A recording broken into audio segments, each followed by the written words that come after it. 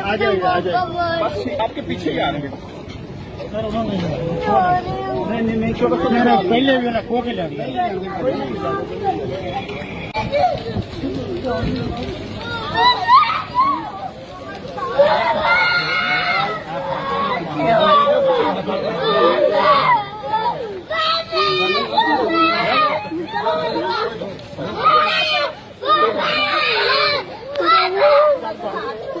चलो मामा के साथ चलो। इस साइड पे आ जाओ मैडम, साइड पे मामा ने आपको खींच लिया।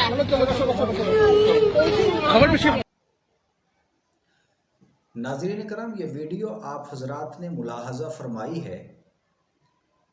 ये किसी ऐसी अदालत का मंजर है जिसमें मियाँ और बीवी के दरमियान खुला हो जाती है, तलाक हो जाती है, मुकदमा दायर किया जाता है। अब अदालत ने बच्चों का फैसला माँ के हक में कर दिया। बाकी मंजर आपके सामने है कि बच्चे बाप को छोड़ने के लिए तैयार नहीं है, बिलक बिलक के रो रहे हैं, बाप के साथ चिमटे हुए हैं, और बच्चों की माँ की तरफ से जो अहबाब हैं वो इन्हें खींच के माँ की तरफ ले जाना चाहते हैं। तो इस मंजर को देख के मैं एक बात कहना चाहता हूं कि खुदारा शादी पसंद की करें, लेकिन पसंद में मेयार वो रखें जो अल्लाह के नबी ने बताया है। हजरत अबू हुरैरा रज़ी अल्लाह ताला अन्हु से रिवायत है कि अल्लाह के नबी ने फरमाया कि निकाह करने के लिए 4 चीज़ों को सामने रखो। नंबर 1 औरत का माल, नंबर 2 हुस्न जमाल, नंबर 3 हसब नसब, और नंबर 4 दीनदारी। लेकिन रसूलुल्लाह सल्लल्लाहु अलैहि वसल्लम ने फरमाया इन 4 चीज़ों में से दीनदारी को सबसे पहले मुकद्दम रखो। एक और जगह पे भी आया है, अल्लाह के नबी ने फरमाया कि दीनदारी देख के रिश्ता तय करो। अगर तुमने हुस्न जमाल को देख के और दीनदारी को ना देखा, सामने रखा, तो ये फितने का सबब बन जाएगा। इसलिए रिश्ता देख के करें और दीनदार घराने में करें।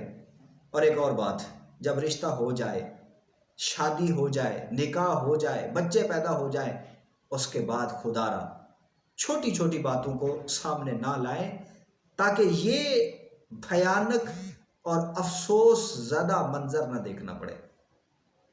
क्योंकि आपकी तो अना आड़े आ जाती है ना, आपकी नफरत आड़े आ जाती है। तुम तो शादी कर लेते हो, मर्द भी शादी कर लेता है, औरत भी शादी कर लेती है, लेकिन ये बच्चे बेचारे, इनका मुस्तकबिल दाव पे लग जाता है, ये पराए होके रह जाते हैं। बाप की शफकत से, माँ की ममता से ये मालूम हो जाते हैं। इसलिए इन चीज़ों को सामने रख के फिर अपनी ज़िंदगी के फैसले करने चाहिए।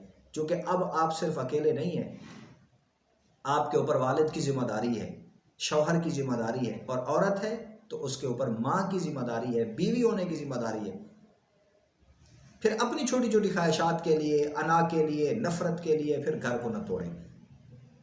जहाँ तक हो सके बर्दाश्त करें, शरीयत के मुताबिक अपने मामलात सुलझाने की कोशिश करें, ताकि ये दर्दनाक मंजर ना देखना पड़े।